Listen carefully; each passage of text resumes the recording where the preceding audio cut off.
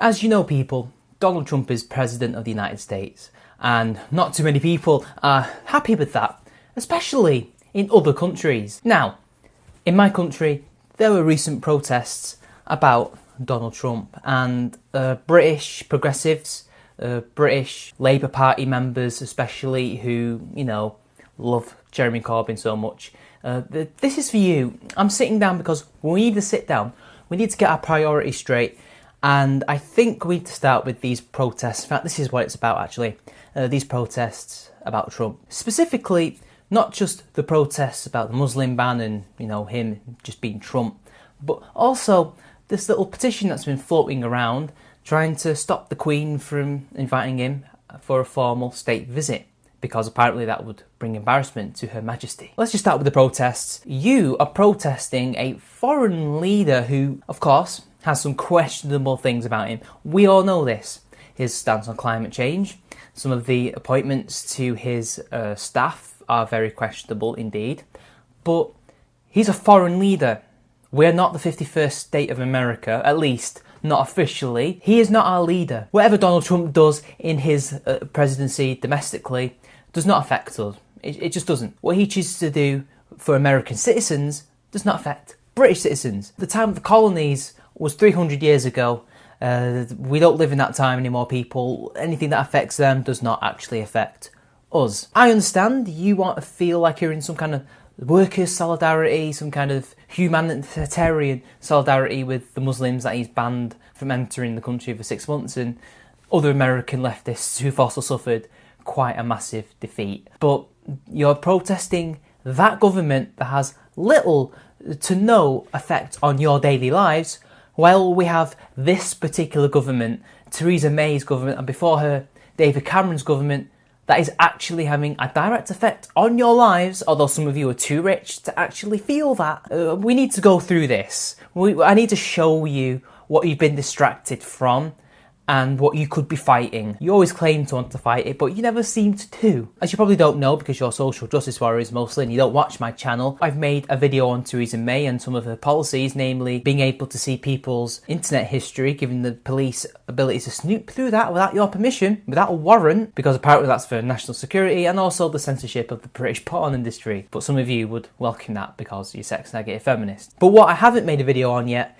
is the issues that they're actually causing through their policies, just like how, due to their economic policies through austerity in an effort to basically fix the British economy, which by the way hasn't worked, we've seen an increase in not just poor Britons but average working class Britons, and in fact some even middle class, lower middle class Britons going to food banks because they cannot afford their own meals. They are that poor. Their wages do not pay for their life. There was a video that you should really watch by Louis Laveau, which talks about how stuff like this should be things that we're addressing on the left, but we don't seem to be. Instead, we're going after the cult of personality and not the policies in our own backyard, but hey, whatever. Let's not forget the creeping privatisation of the NHS. No, they're not going to completely just abandon the whole thing and destroy it just like that. No, they're going to slowly encroach upon it and just take further things away from it until eventually we end up with something like in the US. Do you really want to see that? Because I'm a purveyor of universal healthcare, you're purveyors of universal healthcare. Without the NHS, I probably wouldn't be here because of childhood epilepsy. Without the NHS, I'm sure some of you will not be here with that free healthcare that we don't have to pay for. I'm sure that institution that has saved countless British people's lives, that is now being under threat by this right-wing Tory government, is something that you should consider, right? No, instead you're going to protest a foreign leader that has no bearing at all on your lives. Or how disability benefits are being cut, so actual disabled people are going to be even more less off and will probably find it even harder to live on if they're trying to find work, because apparently these cuts are being enabled so these people could get off their asses, because, some of them just had to get off their asses and go and find work, even though there's hardly any jobs.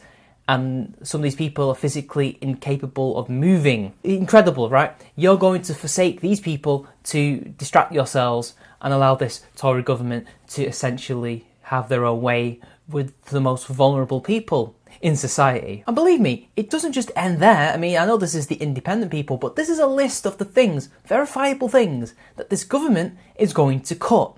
These things that we actually need, all in an effort to save the British economy. The police. More than 1,000 police community support officers' jobs have been cut. A total of 4,430 positions, according to Home Office statistics. PCSOs make up 75% of neighbourhood policing forces, and apparently the number of actual police officers currently employed is 127 in England and Wales, the lowest since September 2001. And it doesn't just end there, we also have firefighters. By 2011, during the coalition government, more than 1,000 jobs had been cut across England, Scotland and Wales, and by 2014, 10 fire stations in London alone were forced to close, causing 552 jobs to be lost.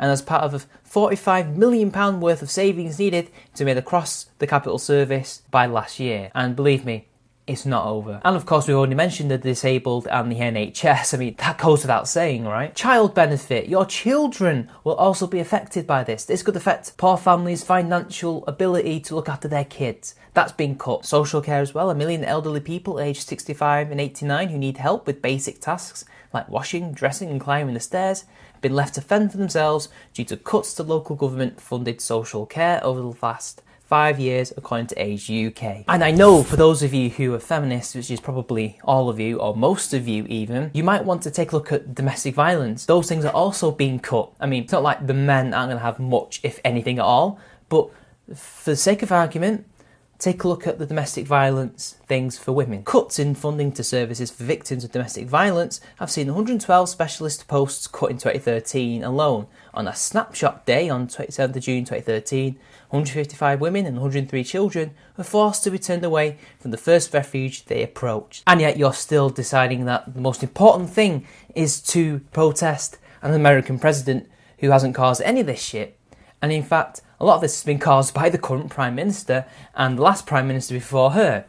Yeah, get your priorities straight. Let's not forget the little bedroom tax, that medieval law that's been affecting everybody, and finally a benefit cap, which will affect 50,000 households and be thought to be losing about £93 per week. And that is what you're not protesting, that is not what you're trying to stop, and apparently this is not as important as some person who's not even our leader, who doesn't even affect us whatsoever, apart from on an international scale when he's doing his little international policy thing, which is apparently a lot more isolationist than people are led to believe, but hey, whatever, he's going to cause World War III. And now let's just talk about this little petition that's been going around trying to stop him from having a state visit because the Queen invited him. You do realise that this is the President of the United States, right? And he's the most powerful man in the world, leader of one of our most important allies, even though I do agree the special relationship is a very one-sided relationship in favour of the Americans, not really us. But let's just take a look at this. We are about to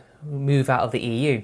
We need trade deals. America's always going to be there for us if we are nice to them and if we placate them in some kind of way, and vice versa. Banning their leader from visiting us and having potential trade agreements reached isn't going to look good on us.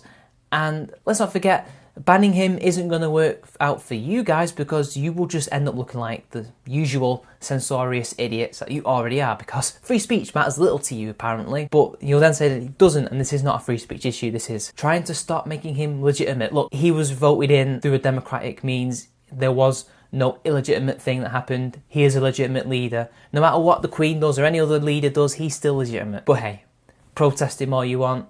That's fine, that's your political right to do so, but please get your priorities straight, British left-wingers, please. We have a government that is causing immense trouble for the working classes and the poor. They are basically giving the rich tax cuts while everybody else has to pay for the burden, and you're just allowing them to do that. You're not helping. And the problem is, the party that's supposed to represent us, the Labour Party, the opposition party, are placating you. They're allowing you to do this. They are allowing you to lose sight of the real enemy. And I, for one, will just watch it burn because there's not much I can do on my own. Anyway, that's my message to you guys. It's probably going to fall on deaf ears. So people, until next time, this has been Charming Man 93. Like, share the video, subscribe to my channel, donate to my Patreon. Until next time, I'll see you all later.